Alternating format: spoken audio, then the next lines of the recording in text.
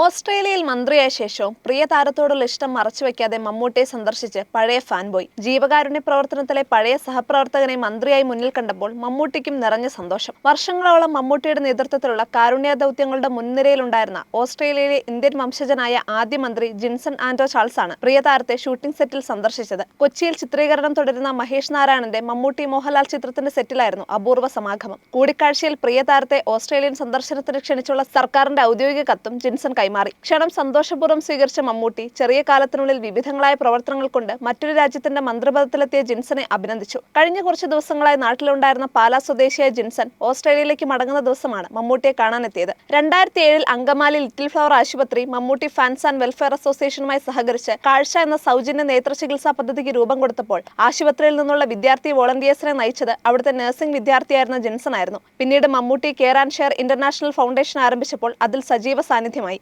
ഏറെക്കാലം മന്ത്രിയായി തുടരാനാകട്ടെ എന്ന് ആശംസിച്ചാണ് മമ്മൂട്ടി ജിൻസനെ യാത്രയാക്കിയത്.